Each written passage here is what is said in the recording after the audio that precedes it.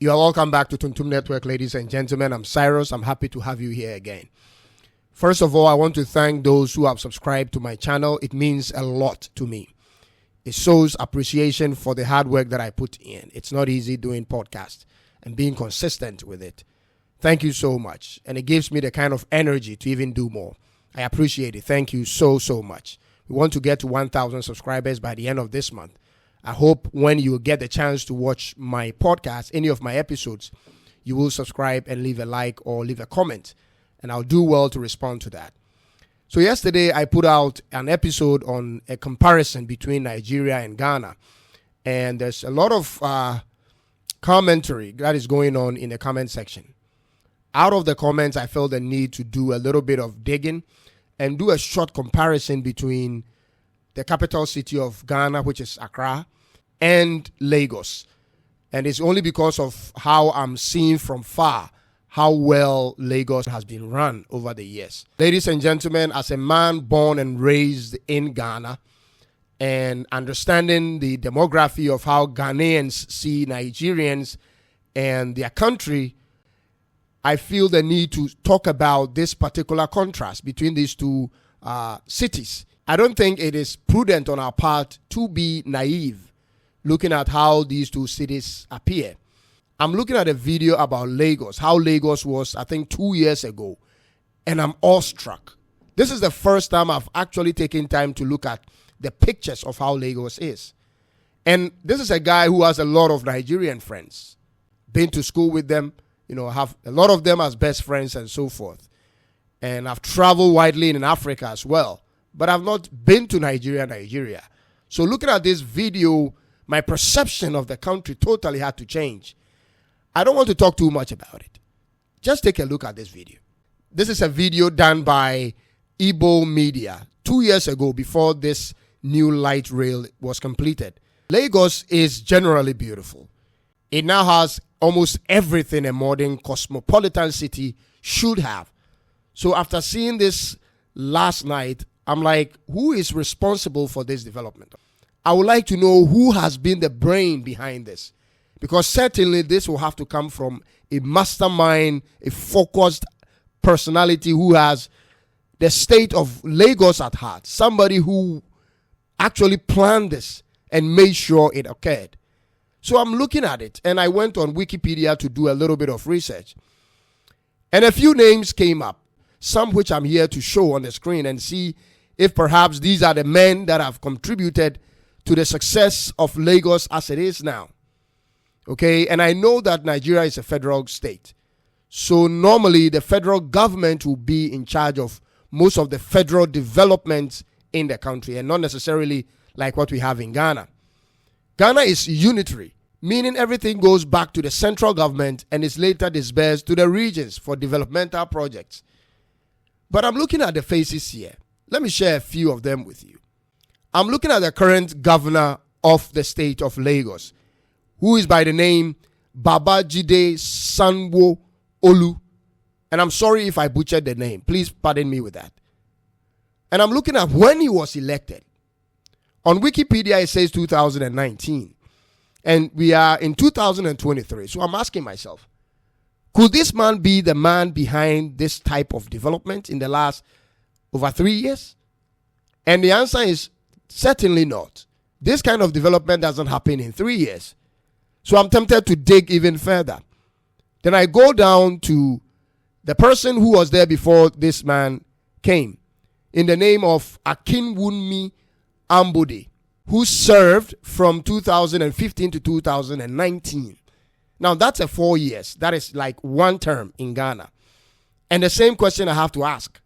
Could one term be used to do all this kind of development? I mean, if he is the one who did it, then I'm sure he would have been kept in that position even till now. But the fact that he served one term and is no more makes me doubt he is the one who actually made this happen in Lagos. So I go down further and look at his predecessor, who is Babatunde Fashola. I like the name Babatunde. Maybe because I was in a university with a guy named Babatunde.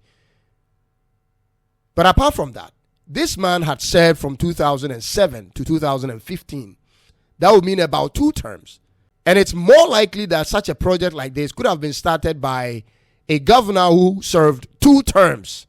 But again, will that be enough to put all this together? Then I go down further to his predecessor, and lo and behold, I see a familiar name, which is Bola Tinubu. This man, who is currently the president of Nigeria, served as the governor of Lagos from 1999 to 2007, also 2 terms. I'm not sure about this man, but the first time I saw him speak, he was speaking in his local language, and it was being translated in subtitles. And there was a statement that he made that it was his turn to become president. And I was like, wow, that is a lot of arrogance, as though it is a family inheritance. But I also knew that for a person to say it is my turn, it would have to be based on something that a person feels confident about. So I'm looking at the kind of development they have in Lagos, and I'm looking at Mr. Tinubu and his 2 terms. Could it be that he is the architect behind the success of Lagos? I stand to be corrected though. But the kind of confidence he had and where he is now sort of suggests that he knows what he's about. But if he is the one behind the success of Lagos, then I strongly believe that he should be allowed some time to do what he knows how to do best. You know, apart from the fact that he's old and I don't like very old presidents, I think he knows the roadmap to success. Because if he was able to do it in Lagos, what would stop him from doing it in the country at large? He may have the team in place, you know, because what has happened in Lagos is magical to me. I never knew this.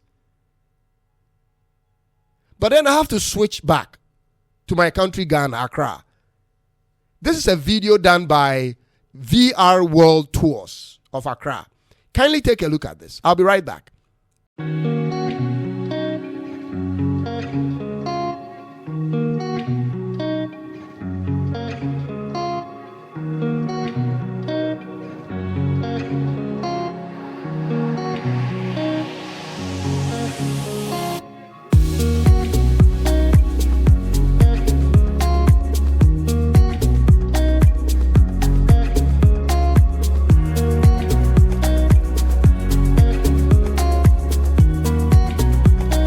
After watching this video and watching the other video on Lagos, it's sort of like Accra is okay, but Lagos is more than okay. It's comparing Nigeria to Ghana, a mismatch. Maybe yes, maybe not. I don't know. As proud Ghanaian as I am, I still feel that Lagos has the upper edge, and the gap between the two, I mean Lagos and Accra, is not close, to be honest with you. And to my Ghanaian audience, you have to be realistic, because the kind of infrastructural development they have in Nigeria compared to what we have here, we are sort of lacking behind. Apart from the fact that we have a beautiful airport and we have a stable electricity and we have security, which is also very important in any form of development, it appears Lagos equally has something like that.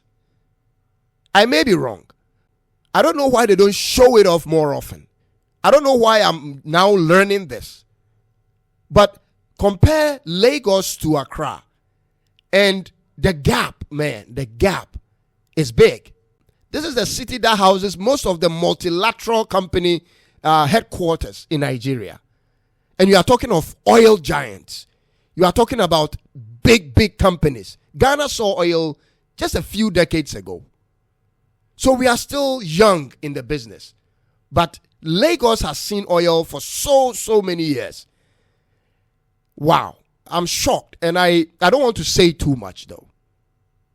But I'm looking at the size of these two cities. Accra is just around 3,245 square kilometers. Okay. And Lagos is 3,577 square kilometers. So Lagos is a few kilometers squared bigger than Greater Accra. But the population gap, over 50 million in Lagos and over 2.5 million in Ghana, that speaks volume. It's like every time you see one Ghanaian in Accra, it's equivalent to seeing 6 Nigerians in Lagos. 1 to 6. That is not a joke. But on the other hand, there are so many similarities between Ghana and Nigeria.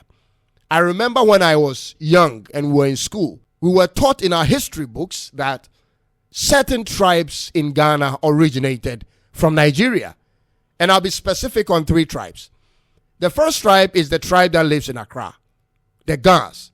We were told in school that the Gans came from Nigeria, particularly in a town called Ile-Ife. And we were also told that the Ewes, who are in the eastern corner of Ghana by the Volta River, also came from Nigeria in a town called Oyo or Oyo. I'm not sure if I'm pronouncing it right. And then the Dagombas also came from northern Nigeria. So there is this similarity in cultures and all that. But at the same time, you go on the internet and there's a lot of, rivalry, competition between Ghanaians and Nigerians. I'm always in support of it. Honestly, I'm always in support when there is competition. Because it helps us. If you see your neighbor do so much and you don't want to compete, it tells a lot about you than your neighbor. If anything at all, you should also want to do much in order to say, look at what I have achieved. I have lived in China and I've lived in Malaysia and Singapore, so I can relate to what I'm talking about. You see, the people in Singapore, majority of the people are Chinese. So they came all the way from there to Singapore. They are proud of their citizenship as Singaporeans, but they will never give up their Chinese origin. Africa to me is a big pot of soup with all manner of meat and fish within. But at the end of the day, we must find a way to coexist.